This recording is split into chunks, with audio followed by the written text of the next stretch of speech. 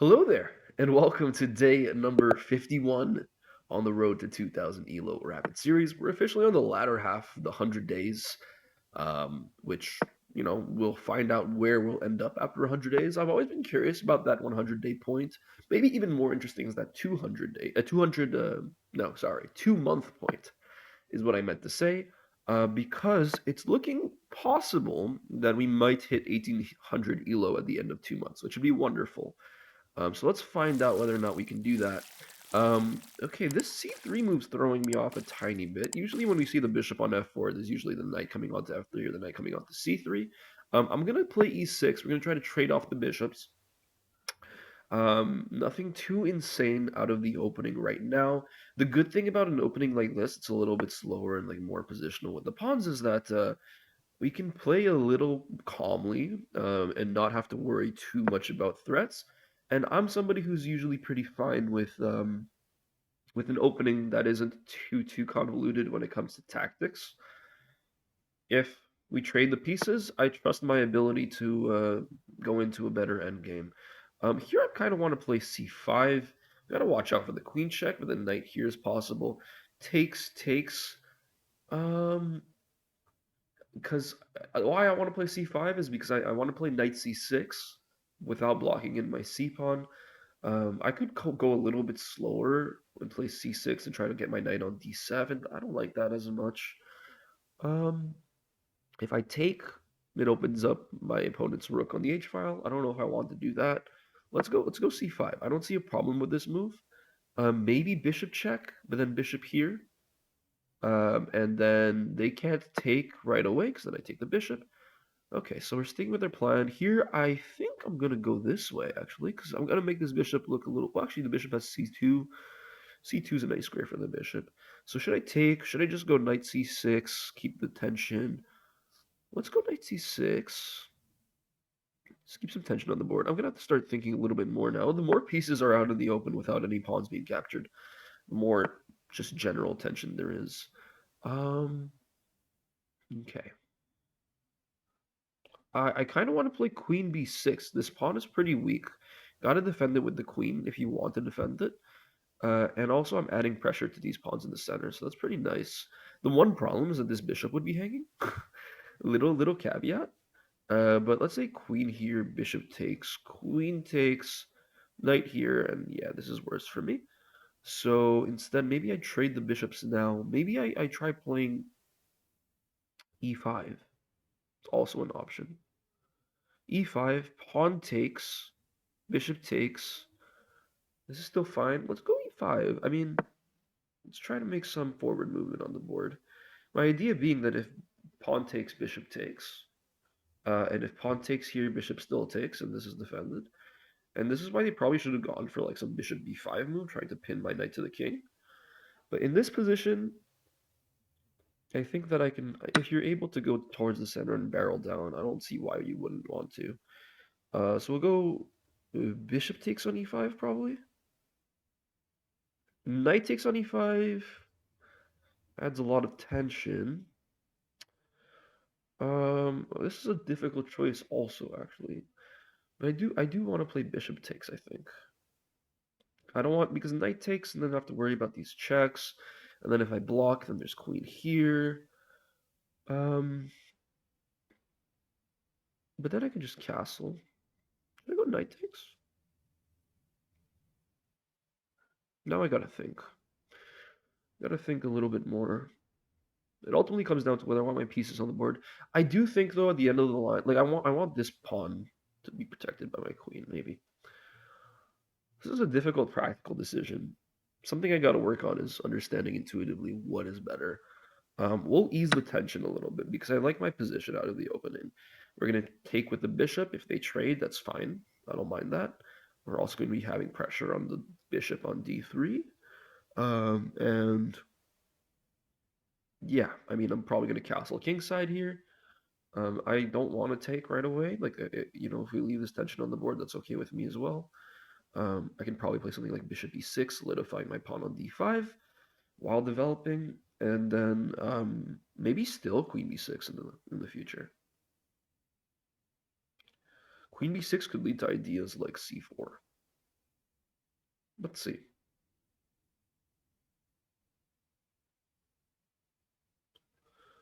See what my opponent does.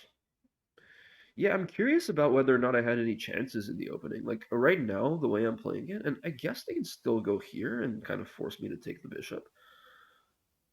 Um, I guess not force me, but probably would be my best option because the knight's no longer a defender. And if I just castle to make my knight a defender, they can just take my defender and then take the bishop. So I'd probably have to take. It's probably the best option. The other option is defending the bishop or moving it out of the way. I don't want to move it up backwards. That feels like a concession. Okay, interesting. So not committing to castling anywhere. Um, let's see. What do I have in this position? I like going for pawn breaks, but I don't see a great one. Maybe I can play d4, takes, takes, takes. Not knight takes. Maybe we just castle. We'll just castle. We'll play something like queen e7, and then we'll play rook e8. I'm still undecided about where I want this bishop. Like bishop e6 looks a little slow. I can probably bring my bishop to g4 at some point, but then I can just get kicked out. Maybe I have to get rid of this bishop somehow. We'll make that decision when the time comes. I can also probably play like b6 and bishop e7, anticipating a kingside castle.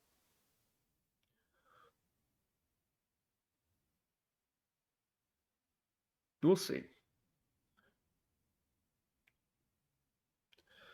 My opponent's a 1729, so we won't get too much elo for a win here, but we would lose a little bit more for a loss. So, I try not to care too much about my opponent's rating.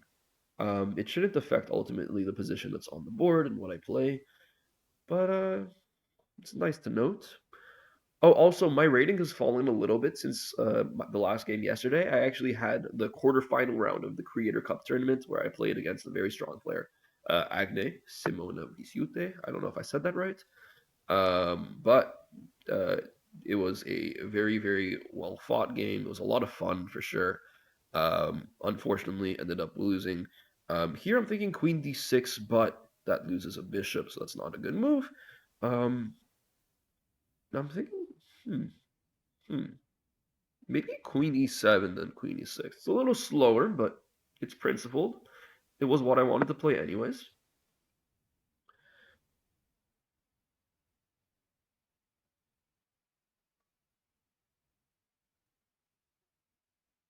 I gotta watch out for stuff like this now. I guess I have h6. Yeah, I have h6. So the idea right now is that takes, takes, and then you win this pawn, but h6 looks like it's fine.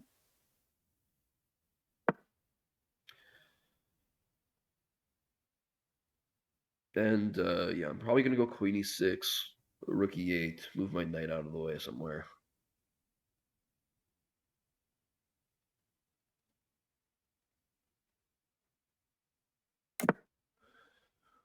Castle's queenside. Interesting choice. Interesting. I don't know if it's bad. I don't think it's necessarily bad. Here I gotta watch out for stuff like this, but I mean it's not possible right now. I'll play queen e6, just so I can move my knight. Also, wait, whoa, whoa, whoa! I played that too fast. I played that way too fast. This is such a good move. Oh man, I kind of messed up there. Hopefully my opponent doesn't see it. That's not something I should be making that mistake. Like I should not be making a mistake like that. Like that is a full on blunder of a piece. I think I can still play it. Takes here, and the bishop's not going anywhere. Although I guess they can save their bishop like this technically, but then I can trap it in.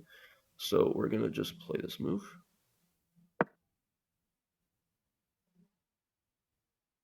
So they're gonna have to go here, here, check. But then I have g6 at the end of this line. And I should be winning a piece for a pawn, I think. Unless if I'm missing something, maybe there's better. But I mean, this is covered. This is covered. This is covered. Okay. What am I missing here? That didn't feel like the best option. I guess they're just choosing to win a pawn. I mean, it makes sense. Why wouldn't you? Um, Very interesting decision here, practically. So here, I don't like this too. Well, pawn takes is a little annoying. I mean, c takes is a little annoying. Um, I have a fork here, here. Unless if rook comes up. Maybe I just play the fork right away.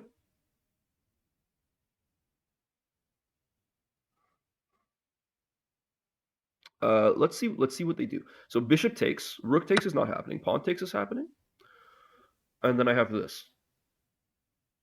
I think, but then probably bishop takes. So I don't have anything here. Whoopsies, I lied. I should have gone knight takes and then bishop here probably. This is a nice idea in concept, but then bishop takes and then I'm in trouble.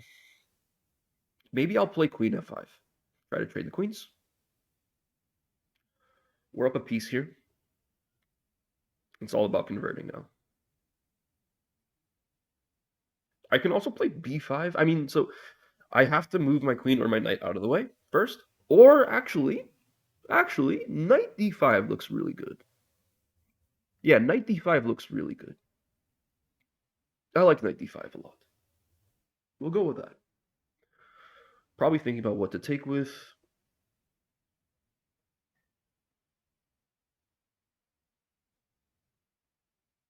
Knight d5 solves a couple of problems. First of all, it gets rid of the possibility of doubling my pawns and opening up my king. Second of all, it stops the advancement of the pawn. Third of all, it's important to notice that after pawn takes, as long as this pawn stays here, there's no way for my opponent to kick out my knight, which is really nice. It also opens ideas against the knight. Just a lot going for this move. One thing to worry about, this pawn's a little weak. If I can, I'll play b5. Here, probably something like queen g4, a little fork. The other thing I could try to do is trade the queens.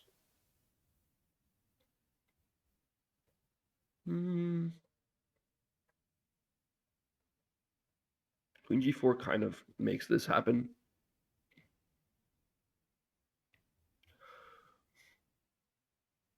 Let's go for a queen trade. It's probably going to go after this pawn.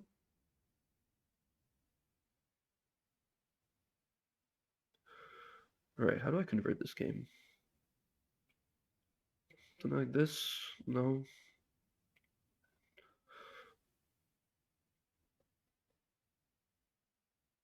I have to go knight back here, probably. A little concession. It does gain tempo, because with the queen on a4, knight back on b6 would attack the queen and defend my pawn.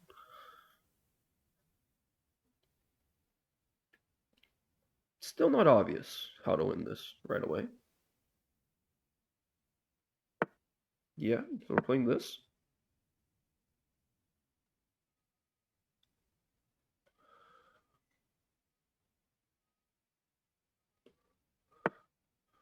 Okay. And I would love to trade the queens here. I think I can kind of force it. Not really. Use this. Maybe I should just bring out my bishop somewhere. We'll play something like bishop d5. Bishop e6. Protecting protecting the d5 square is what I meant to say. And then on the next move, I'll play something like this. Can never push. No pawns to support it. And now I'm going to go here.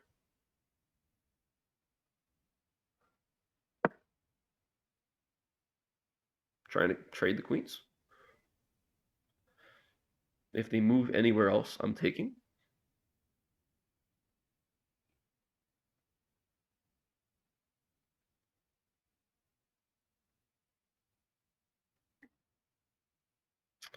Yeah, this looks like it should be pretty solid for me. Anticipating queen takes, knight takes. I'm probably gonna have to go knight back to c6 because this knight's not doing anything in the corner. But I just like the idea of getting rid of the queens. I'm gonna probably play something like, well, now I have to think a little bit more.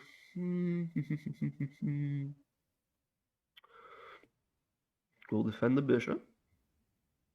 Although I guess the idea is this.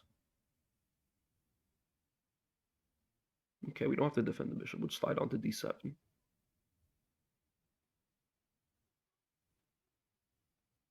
Yeah. So we'll go bishop d7. We'll go rook e8. Um, rook fe8. Rook a d8, maybe.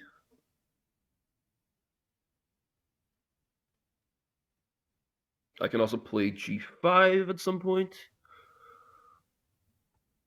G5 looks pretty good, actually, now that I'm thinking about it. Kind of forces knight here or knight here. Both of them can lead to trades.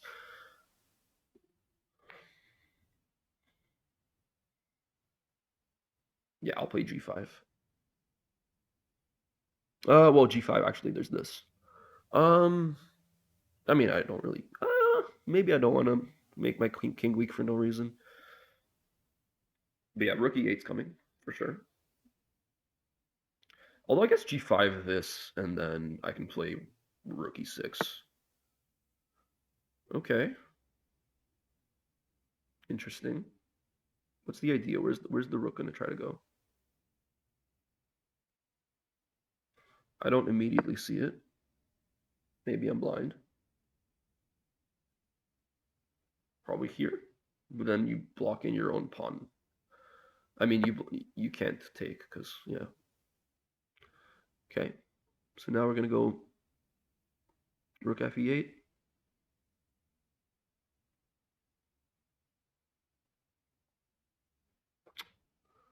Yeah. Probably going to try to play this. Not possible right now.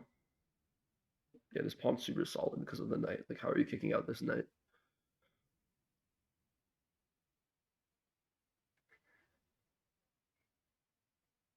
Bishop here? Doesn't work.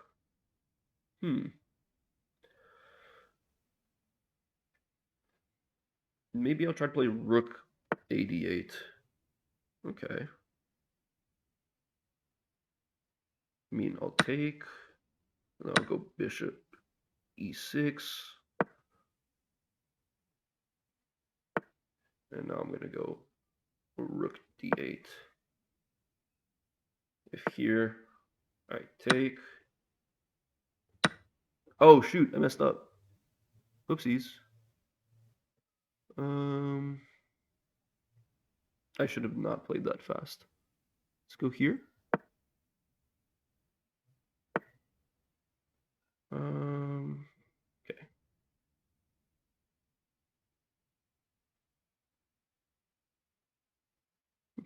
Takes here.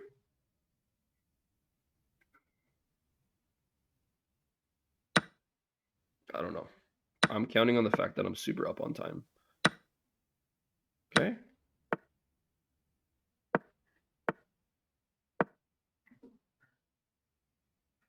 Gonna go this way. All right, I won on the clock. Tough game.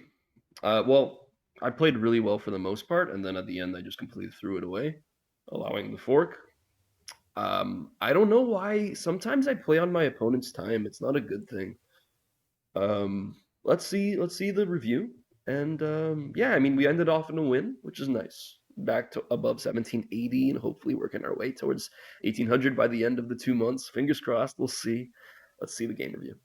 Okay, so this one started with d4, d5, bishop f4, which is the accelerated London, I believe. Afterwards, knight f6. And here with the c3, I'm really not familiar with c3. Chess.com says it's the Indian game. I'm always confused by the different Indian games. I know this is the King's Indian, the Queen's Indian. This is apparently just the straight up Indian. And here I played e6, and they played e3. So it's a fairly calm position. I decided to go bishop d6, trying to trade off the bishops. They step back. I don't want to take because it opens up my opponent's rook. Here I went c5. and trying to, you know, create some tension in the center of the board. They don't have to take, and they don't take. They play bishop d3, developing another piece, and I do the same with knight c6. And now the first inaccuracy of the game is with knight e2. I'm not entirely sure why it's inaccurate. Maybe it's a little slow. Maybe it's not where you want your knight to be. Knight f3 is also possible, and it's better because you're advancing your knight into a more forward position. I mentioned how there's ideas potentially in this opening of playing something like bishop b5 and bringing your knight out to e5. So, those possible ideas that you're not really going to be able to do anymore with the knight on e2, just as an example. And I decided to start going down the center of the board with e5. And I am slightly better here, so I'm glad I made this decision while I was better. It's not always obvious. And here I played bishop takes, which is the best move.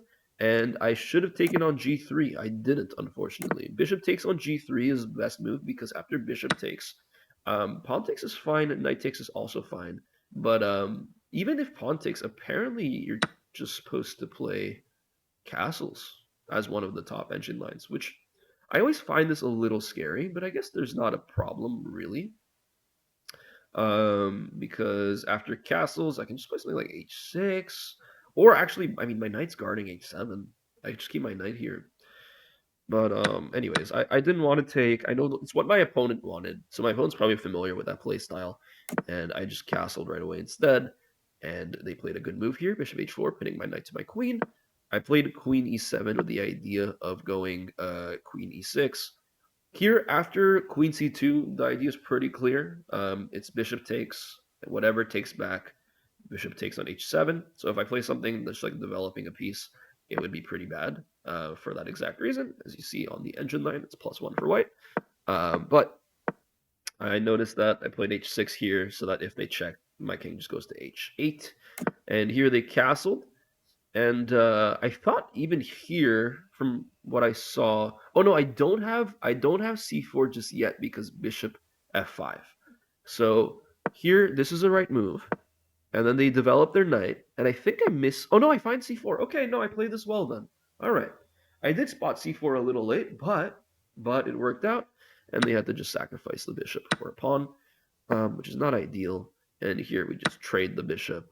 I didn't want to take with the knight because I didn't want to allow c takes d4 central position. My bishop's kind of blocked out of the game. I just didn't like it as much.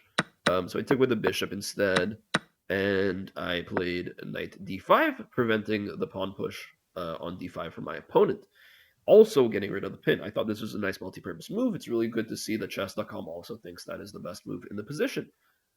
Here afterwards, rook e1 is played. Rook e1 with the idea of discovered attacks against my queen once the knight moves out of the way on e2. So I move my queen, sidestepping, trying to trade the queens. They go queen a4, and here apparently I have to find queen e4. So instead of forking this way, because this is not really a fork, the knight's defended, I have to find this fork, which attacks both the bishop and this pawn.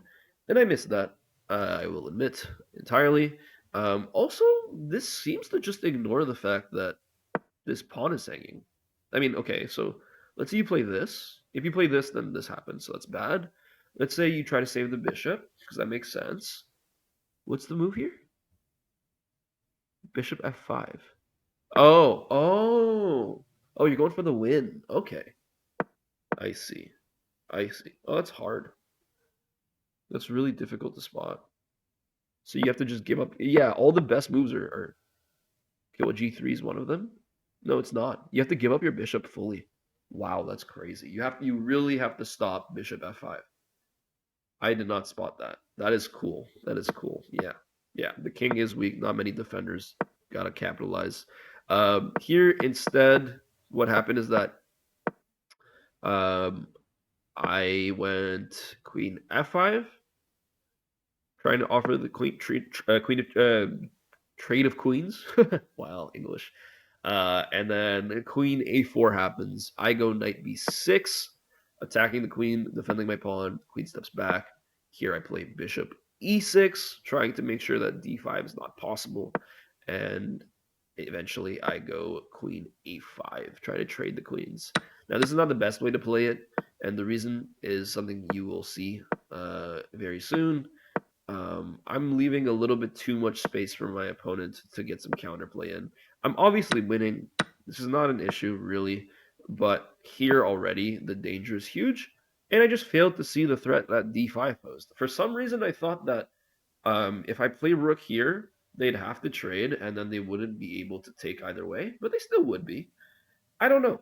I don't know. I just didn't take enough time here.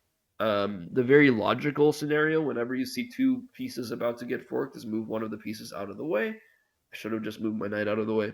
Instead, I offered trade of rooks, and they played this fork, and it took. They took, and I played bishop g4, trying to get away, but they have f3 very quickly. So here I should just play bishop d7. That's the better option because you don't ruin your pawn structure that way. You get your bishop on a good square that's protected that way. You're also attacking g2 that way. But instead, I went for this, kept my knight on the board. They take, and now they're better because their pawn is threatening promotion, but they go a little too fast with it. Also, they're super low on time, and we win by flag.